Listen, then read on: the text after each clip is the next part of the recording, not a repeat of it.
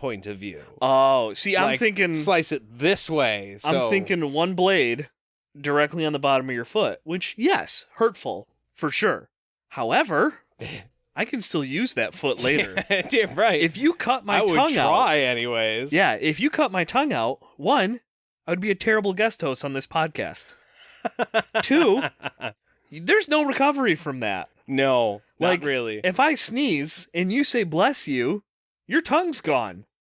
Meanwhile, I could turn around and try to escape, and it's like, hey, feel that cut on the bottom of your foot? Yeah, I just did that. Maybe don't try to escape again. Meanwhile, you can't talk.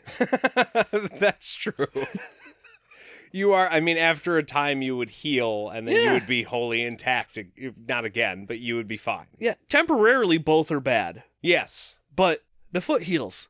The tongue will forever no longer be attached.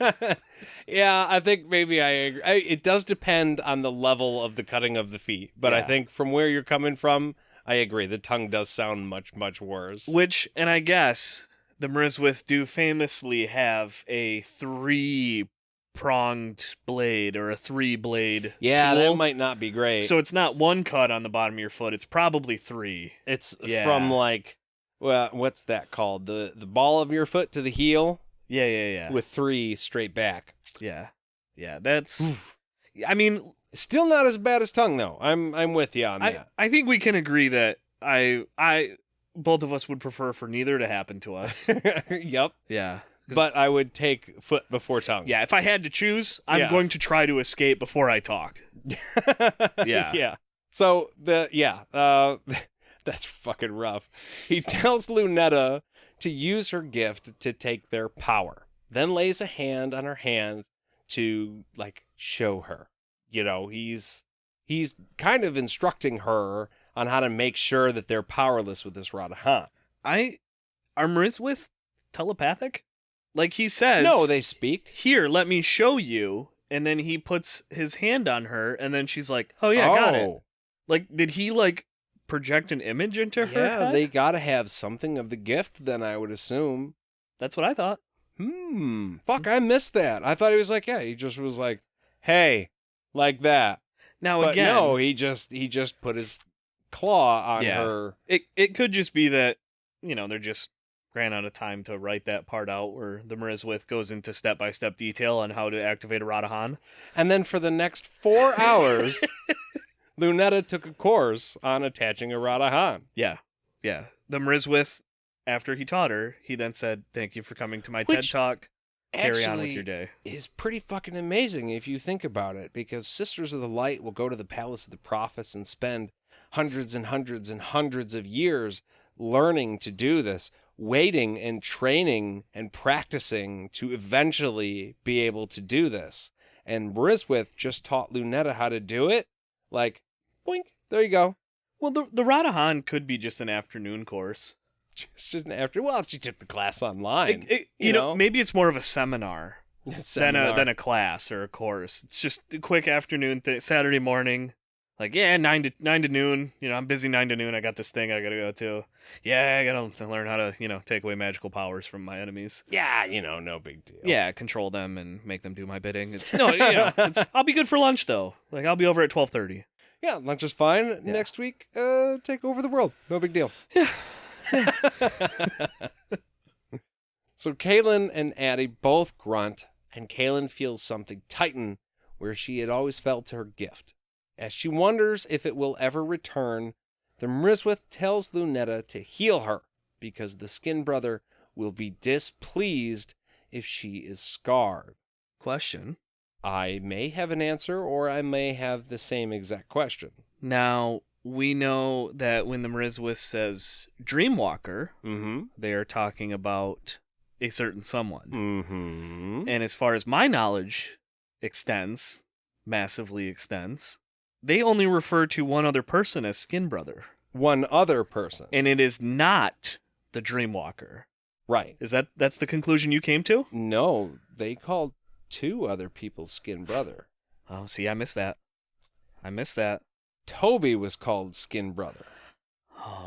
And Richard was also called Skin Brother. Okay. Now, I don't know if that's a different group of them or if they're working together, it was just a different guy. Like, I have no idea, but that's what it is. Skin Brother will not be happy if Kahlan has been harmed, which makes total sense. Oh, yeah. If you're talking about Richard. Yeah. Now... Well, we know that Toby doesn't care if Kahlan gets harmed. Right, because so clearly, he was about to do it. Yeah. So it makes you think that, fuck, they're talking about Richard. Yeah. But are they? But aren't they? Well, I guess don't know. That really was my question is, they've never referred to Jagang as Skin Brother. He's always Dreamwalker. Right. Yeah. Okay. Yeah.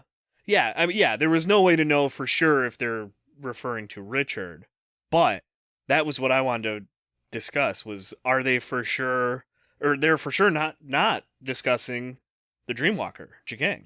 Right. They're sure talking it's about not Jagang. Another person. Mm-hmm. Interessante.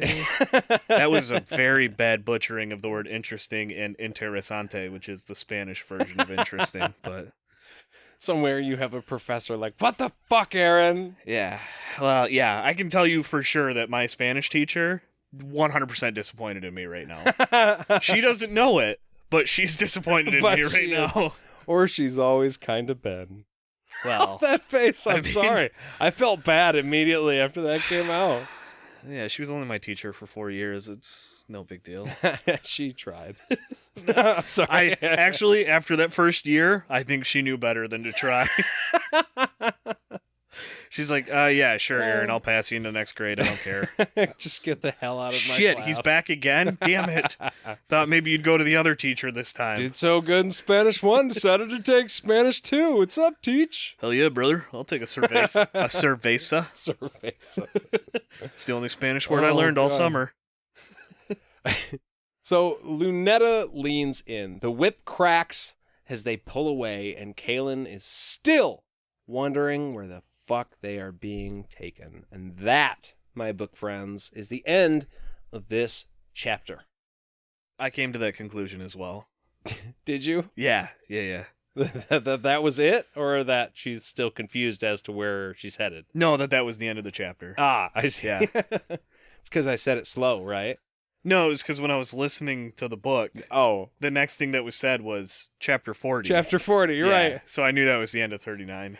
And here I was thinking I was being clever. Well, Aaron, I want to thank you for stepping in at very late notice and filling in for Jade. I know we both appreciate it, and I'm sure everybody else appreciates it too, because like you had mentioned earlier, it saves everybody from having to listen to an hour of me by myself. I was like, wait, are you really about to say that I'm better than Jade? But no, you were referring to a different conversation we had. So Nate texted me and he was like, hey man, is there any way you can help? Like, Jade can't make it, and we want to get this thing recorded tonight, so we have time to edit it and then put it out later. And I said, absolutely, man, 100%. And he's like, oh man, thank you so much. Like, that's so awesome of you. And then I said, well, I just want to clarify, I'm not doing this out of charity. This is not charity. Yeah. I don't think anyone wants to listen to you for an hour straight. And granted, the monkey's paw to that, for everyone like, oh God, I certainly wish I don't have to listen to Nate for an hour.